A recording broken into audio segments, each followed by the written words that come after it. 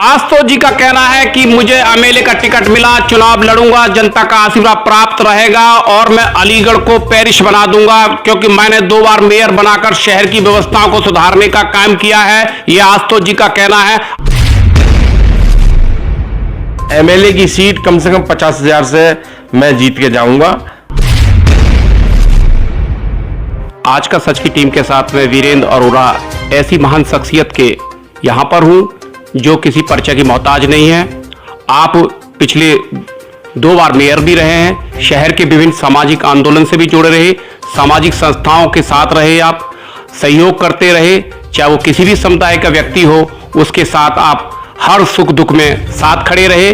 और आज 2022 की सरगर्मियां तेज हो गई हैं। उत्तर प्रदेश में विधानसभा चुनाव का बिगुल बजने वाला है और 76 विधानसभा क्षेत्र से आप प्रबल दावेदार भी हैं। आइए हम ऐसी शख्सियत से आपका रूबरू कराते हैं। माननीय आशुतोष वार्ष्णेय जी हमारे बीच में हैं। मैं आशुतोष वार्ष्णेय जी से पूछना चाहूंगा कि आपने 76 विधानसभा क्षेत्र से जो प्रबल दावेदारी की है, तो आपकी तैयारियां किस तरीके की है? आप चुनाव लड़ने जा रहे हैं एमएलए का और आप भारतीय जनता पार्टी के समर्पित कार्यकर्ता हैं, आपने सारा दौर देखा है आपने। तो मैं आशुतोष वार्ष्णेय जी से पूछना चाहूंगा कि उत्तर प्रदेश में जो विधानसभा का चुनाव होने जा रहा है, आप सीट के प्रबल दावेदार हैं, आपकी तैयारियां किस तरह? आशुतोष जी नमस्कार। पूरी तैयारी है हमारे हम वोट बढ़वा रहे हैं और जो मर गए हैं या और गलत वोट हैं उनको कटवा रहे हैं और जनता में अपना आना जाना शुरू कर दिया है। हमने जनता में आना जाना और घूम फिर रहे हैं और कार्यकर्ता हमारा लगा हुआ है और पार्टी ने एक तरह से क्लियर कर दिया है 76 विधानसभा के लिए कि हमें प्रत्याशी बनाया जाएगा और हमें पूरी उम्मीद है कि टिकट अब के बार भाजपा की, भारतीय जनता पार्टी की हमको मिलेगी और हम विजयश्री प्राप्त कर विधानसभा में पहुंचेंगे। माननीय आशुतोष वार्ष्णेय जी का कहना है कि भारतीय जनता पार्टी का मुझे पूर्ण आशीर्वाद प्राप्त है और मुझे टिकट मिला तो मैं चुनाव विजयी होऊंगा, जनता मेरे साथ है। मैं 2 बार का मेयर रहा हूं, मैंने सभी जातियों के बीच में रहकर, सभी बस्तियों के बीच में जाकर मैंने विकास के काम किए हैं। ये मेरा जो है पाठ है और मैंने करके दिखाया है। अगर मुझे टिकट मिली तो मैं विजयी श्री होऊंगा, ये उनका मानना है। आशुतोष जी, आप 2 बार मेयर रहे हैं, आपने क्षेत्र में काम किया है और जनता आपसे खुश है, तो अगर आपको टिकट मिल गया तो जनता के लिए क्या संदेश देना चाहेंगे? मैं जनता के लिए यही कहना चाहूंगा कि जिस प्रकार 2 बार मेयर का मैंने काम किया करके दिखाया है पूरे शहर में, उसी प्रकार उससे अच्छा काम करके दिखाऊंगा क्योंकि मैंने अलीगढ़ में रहते हुए विपक्ष की गवर्नमेंट में इतना शहर में काम कराया है, तो अपनी सरकार होगी और मैं लखनऊ में बैठा हुआ उनका प्रतिनिधि होऊंगा तो मैं बहुत पैसा लाकर, मुझे पैसा लाने का तरीका आता है, मुझे काम कराने का तरीका आता है और मैं इतना पैसा लाकर शहर का विकास कराऊंगा, शहर का, अलीगढ़ का, उत्तर प्रदेश का सबसे बढ़िया शहर बनाकर दिखाऊंगा। मेरा मतलब आशुतोष जी का कहना है कि मुझे एमएलए का टिकट मिला, चुनाव लड़ूंगा, जनता का आशीर्वाद प्राप्त रहेगा और मैं अलीगढ़ को पेरिस बना दूंगा क्योंकि मैंने 2 बार मेयर बनाकर शहर की व्यवस्थाओं को सुधारने का काम किया है। यह आशुतोष जी का कहना है। आशुतोष जी, उत्तर प्रदेश में सभी राजनीतिक पार्टियां ये कह रही है कि हम सरकार बनाएंगे। भारतीय जनता पार्टी सरकार बनाने की बात कर रही है, समाजवादी पार्टी कह रही है और बहुजन समाज पार्टी भी कह रही है।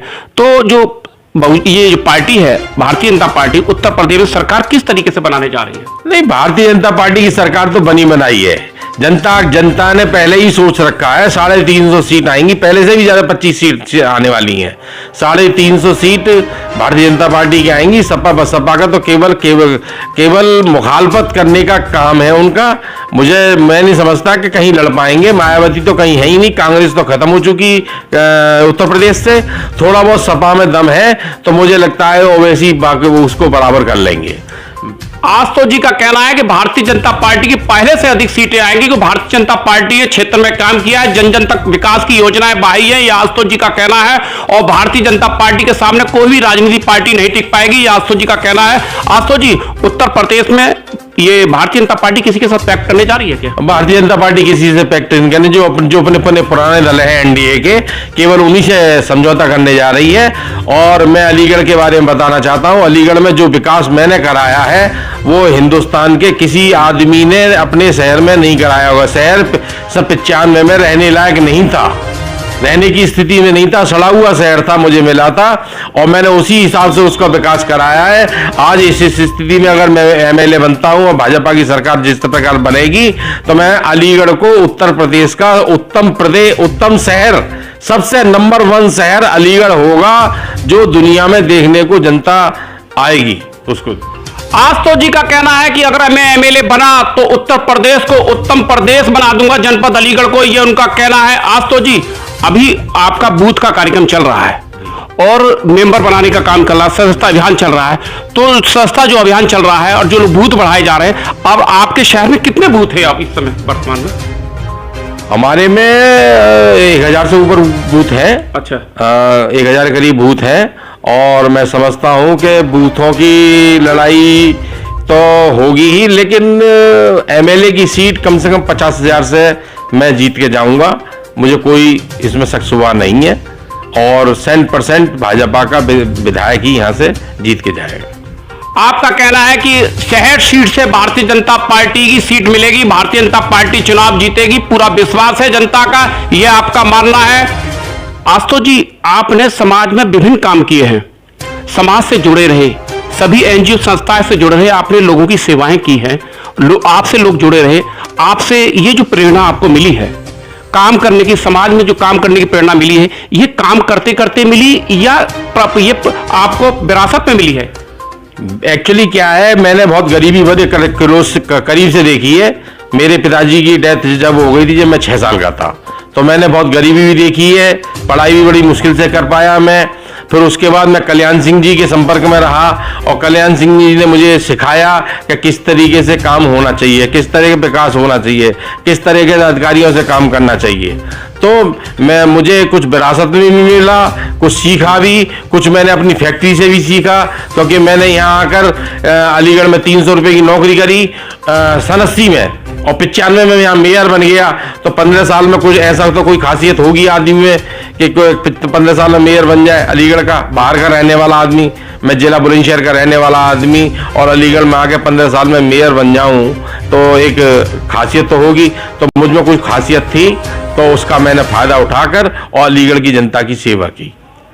आस्तो जी ने कहा है कि ये मेरी जो मेहनत का फल है और ये मेहनत के फल पर ही मैं आज इस मुकाम पर पहुंचा हूं और इसलिए मैं परिचय का मोहताज नहीं हूं, मेरी पहचान है और मैं जो है भारतीय जनता पार्टी के करीबी नेता रहा हूं।